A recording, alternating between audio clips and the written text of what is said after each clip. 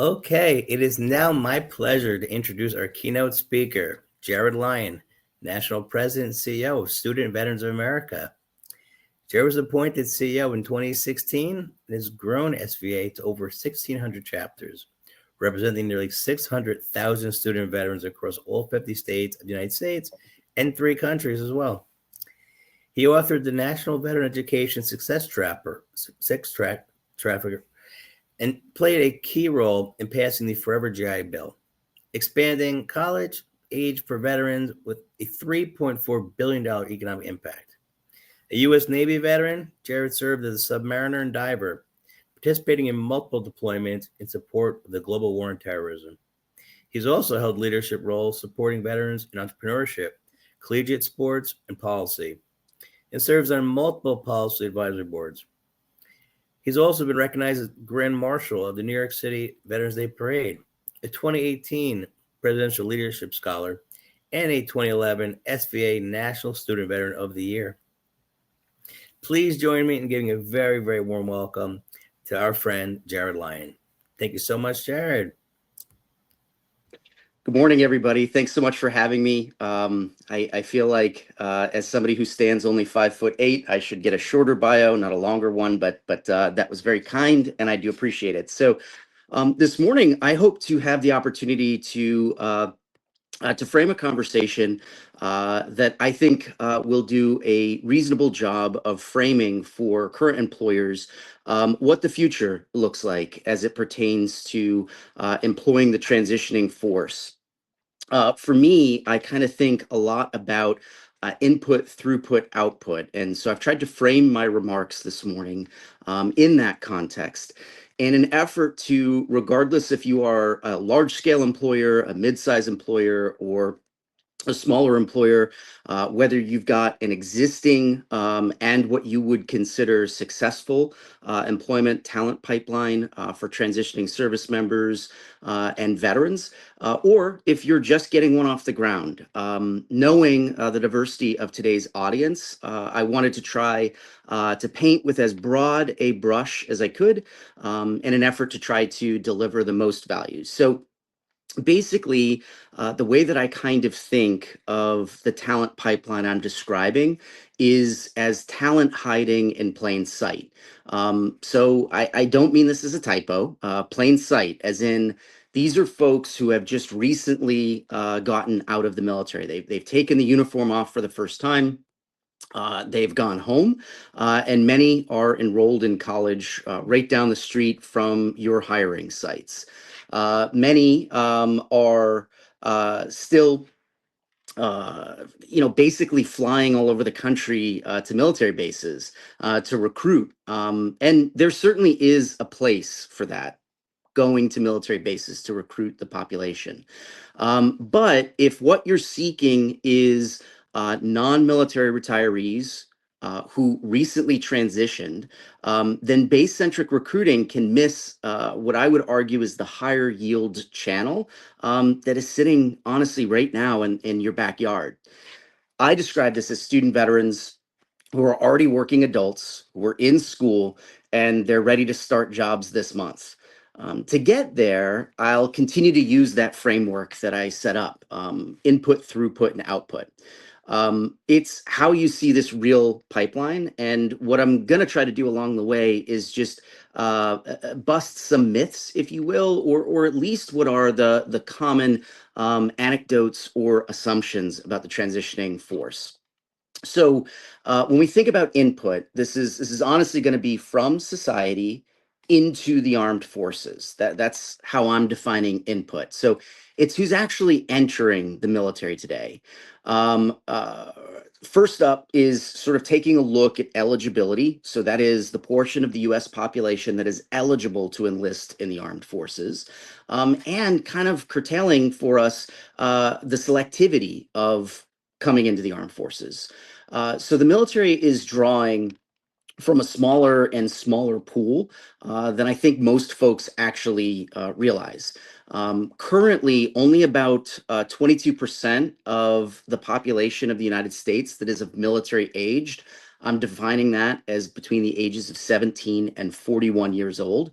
Only about 22% of that population meet core enlistment standards without requiring a waiver. And given how structured the recruitment process is, anyone that requires a waiver often requires multiple waivers, and multiple waivers can preclude many who would desire service in the armed forces from being denied that opportunity. Basically, what this means is that folks who make it into the armed forces have already cleared a pretty serious bar. That's going to be within health, conduct, education level, and aptitude. So we treat, or would encourage you to treat prior service as a signal of grit and trainability, not a generic resume line. So second is the age pathways. Many folks sort of have a outdated assumption as to who the population is that's coming into the armed forces. That's going to be an 18-year-old sort of fresh out of high school. The average enlisted service member is about 27 years old, not 18. And many brought some college or industry experience with them before they joined the armed forces. So that thought process of somebody who graduates high school and then immediately goes into the armed forces, that only accounts for about half of all enlistments into the armed forces. The other half of enlisteds sources come from folks that are literally working or leaving college for one reason or another to then enlist. So if your early career funnels are built only for brand new undergraduates, then you're screening out a lot of the veteran talent that doesn't look like a traditional junior in high school. Third is going to be geography. So accessions aren't evenly distributed. And again, it's one of the challenges with on-base recruiting. So what we've found is that for folks that serve 8 years or less in the armed forces, which is interestingly the majority of the force, but folks that serve 8 years or less, about 87% of them, when they leave the armed forces, do one of two things when they separate from active duty. They go home to where they are from, or where their significant other is from.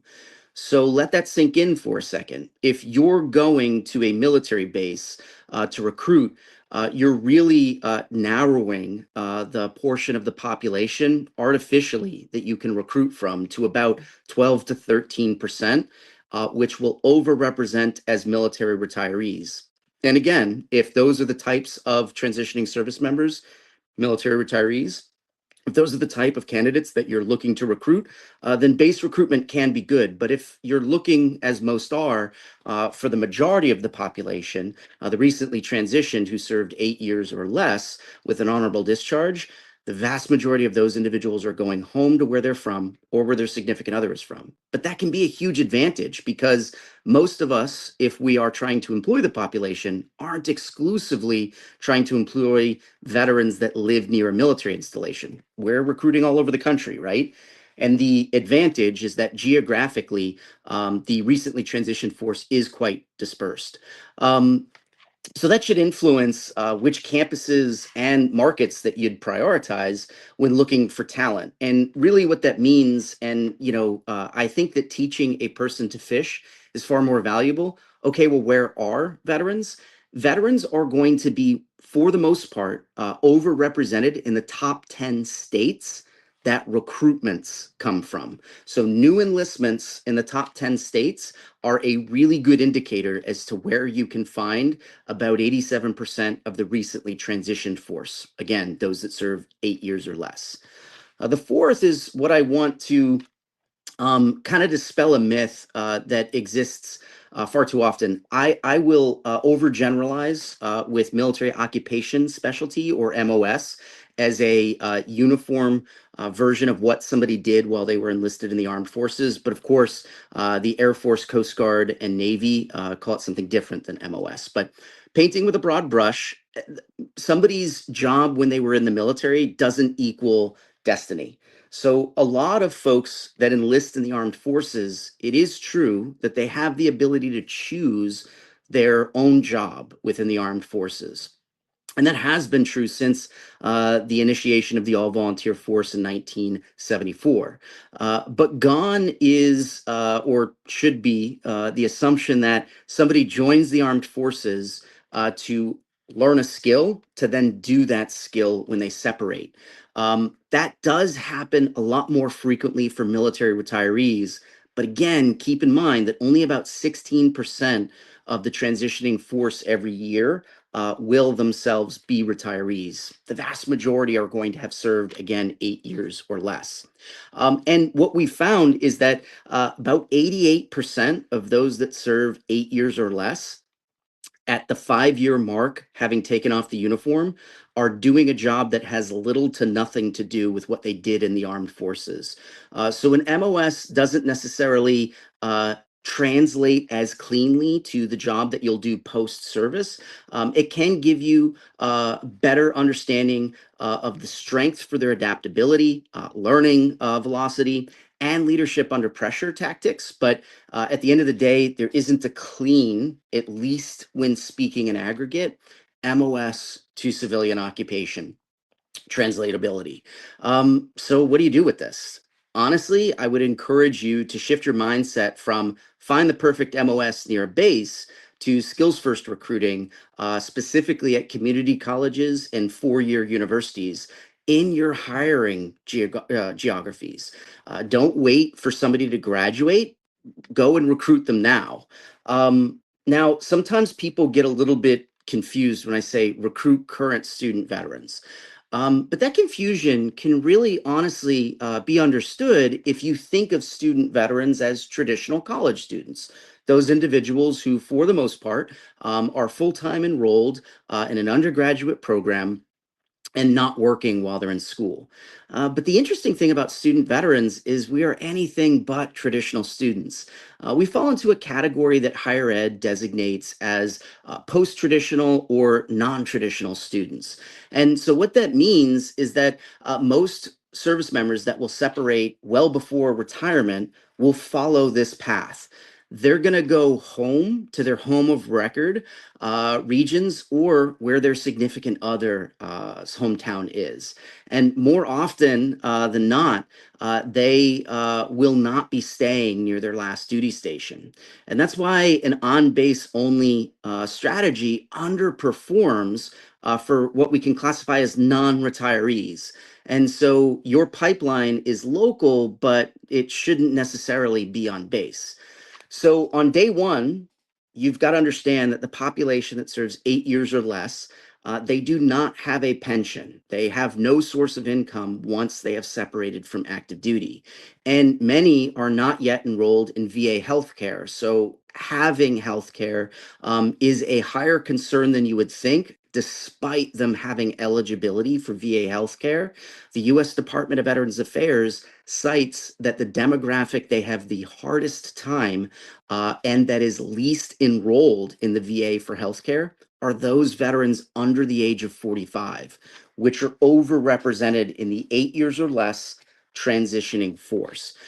So stability is really what they're seeking first. So they're going to prioritize getting a job, truly any job, not necessarily a job that they have a passion for or the skills for, but a job that pays the bills. And then something else happens, and it happens fast. A large share enroll in higher education near where they live. So, what this equates to is that nearly 74% of the recently transitioned force, again, defining that as 8 years or less of active duty service, will wind up in a college classroom within 18 months after they take off the uniform. And for us across SVA's network and our research partners, we see a strong academic performance for this group with average GPAs of nearing a 3.35 that are truly beating their civilian peers, as well as high completion rates, with the top three undergraduate majors being business, science, technology, engineering, and math, and health related fields. And that is not aspirational. So this isn't what folks are majoring in. Those three majors, business, STEM, and health related fields, are what about 54% of student veterans at the undergraduate level are graduating with each and every year. That said, this is honestly the talent that America's workforce is struggling to recruit. And the beauty is that they're already in your community and studying for what you hire for. Student veterans, when they attend school, aren't what you would consider traditional freshmen. They're older. The nationwide average age of a student veteran is between the ages of 24 and 35. Many of them are just like myself, first generation college students. Fully 86% of today's student veterans are the first person in their family to ever go to college. And about 52% of them are married or in a committed relationship with children. And an additional 20% identify as single parents. So, what this should hopefully couch for us is that they are working adults while they're in school and they have families, often to include children. What this also means is despite having full GI Bill eligibility, is that this population is working an average of 35 hours per week while they are enrolled in 12 credits. That means they are full-time students and working nearly full-time while they're in school. And it's a key constraint.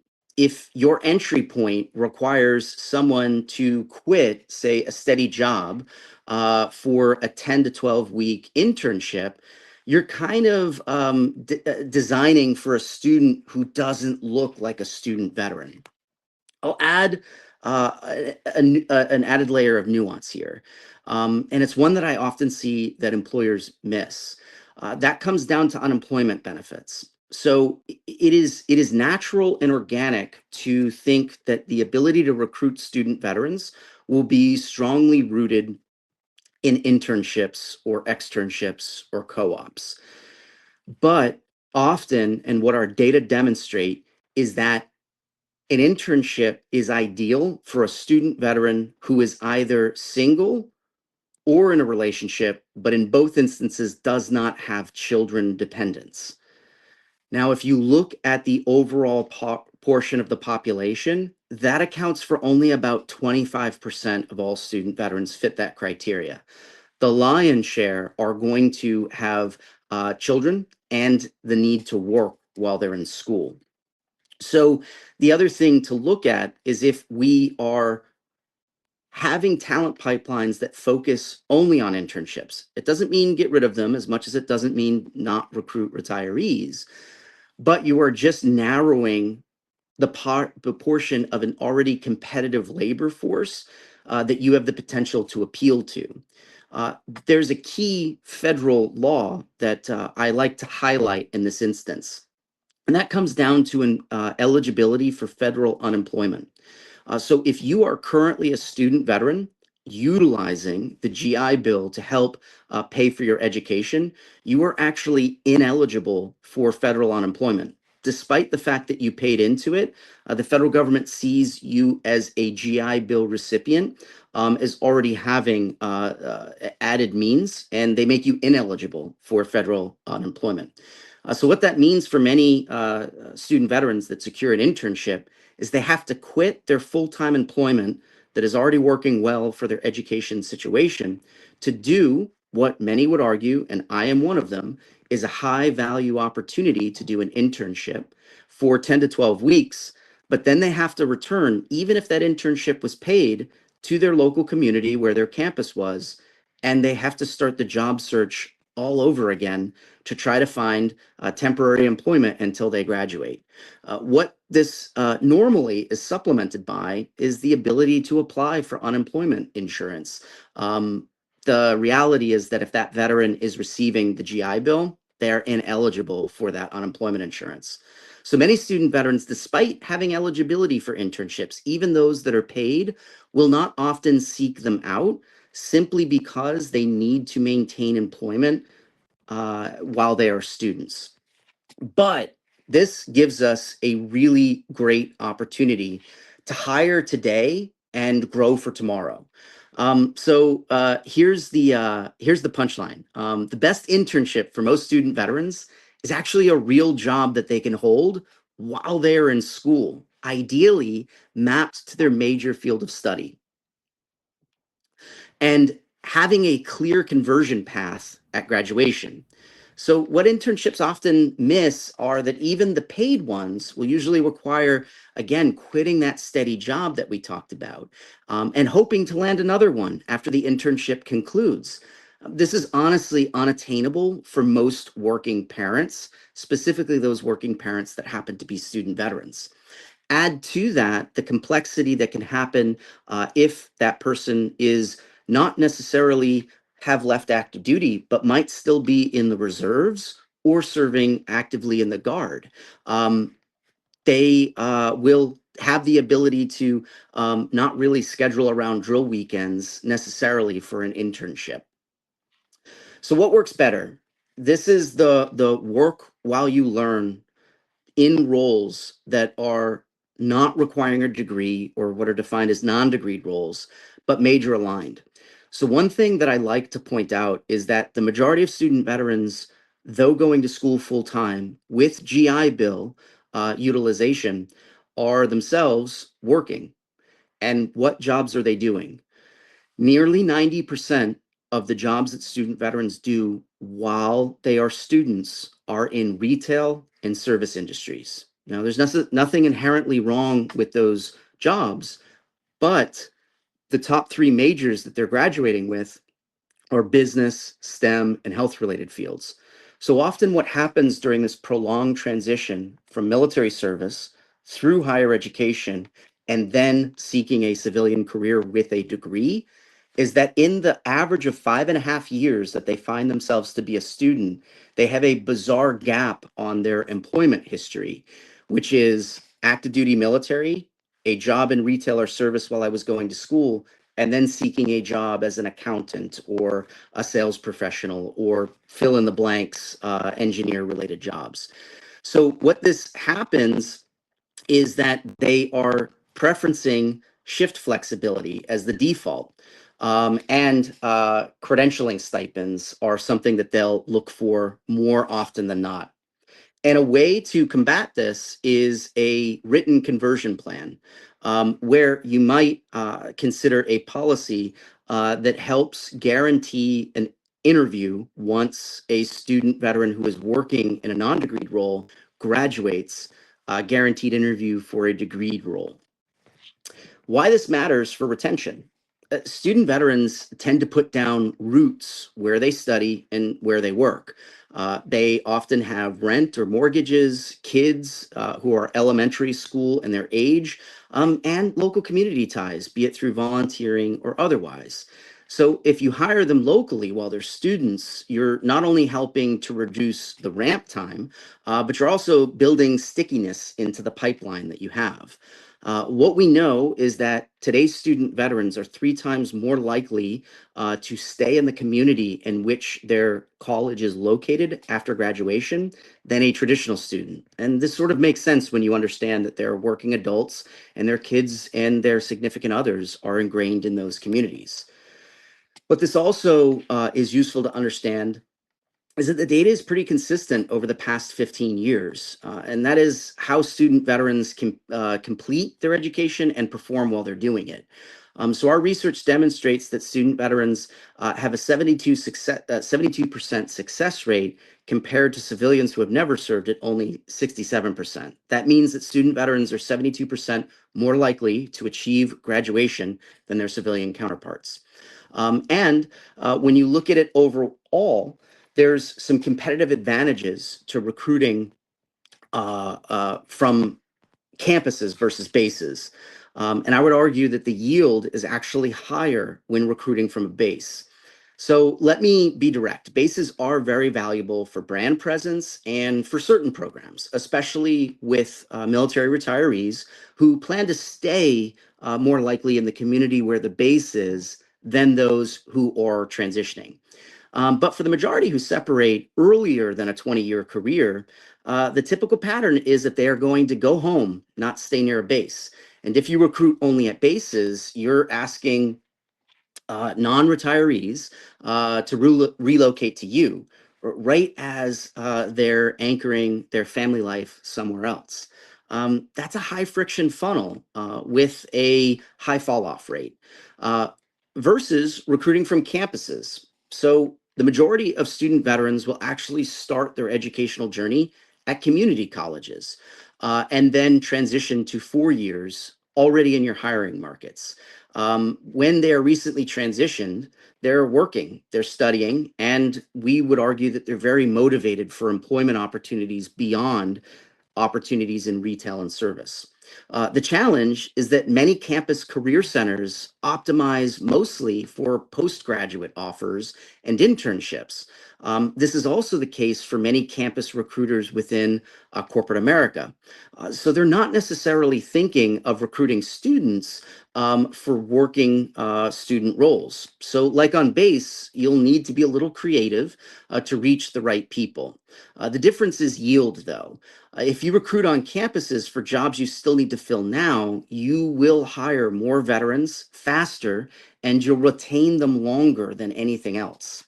And so essentially, we look at this, and this is sort of where I'll close my my thoughts here, is really 7 doors that you can open to recruit the student veteran population into non-degreed roles now, leading to higher success rates once they graduate with a degree in competitive industry fields. First is SVA chapter leaders. You can host them for evening sessions called Earn While You Learn to bring actual hiring managers to have conversations with current student veterans. Number 2 is Veteran Resource and Success Center. Post the shift flex roles and ask to join veteran orientation and midterm meetups. So this can apply both for the campus career center as much as it can the campus veteran center. Both of those groups don't necessarily think that they're helping to find student veterans jobs. But when employers come looking for the population, you spark demand for them in a way that they're not organically thinking of. The third is to work with school certifying officials, learn the campus GI Bill calendar and the time to recruiting and ad drop for exam weeks. Those give you easy times to avoid and then real strategic times to follow up. Think of this population as adult and non-traditional students, as well as the services that they would be looking for. So they know that they're working full-time while they are enrolled in school. Number 5 is community college workforce and education offices. Many veterans are going to start at community college. So if you want to meet them earliest in their transition, consider having conversations with and seeking partnerships with community colleges, where they will, on average, spend 3 semesters before transferring or matriculating into a 4-year institution.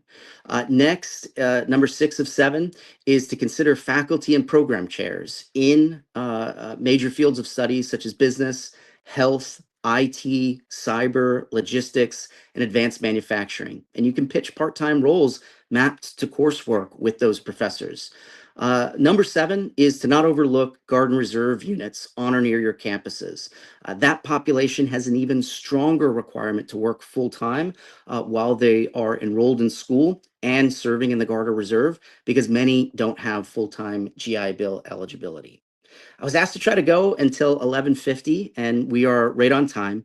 So that is just some of the thoughts that I wanted to convey to the population about framing the ability to recruit talent hiding in plain sight by shifting focus in a unique and novel way towards campus recruitment for current student veterans while they're in school. Thanks so much for having me.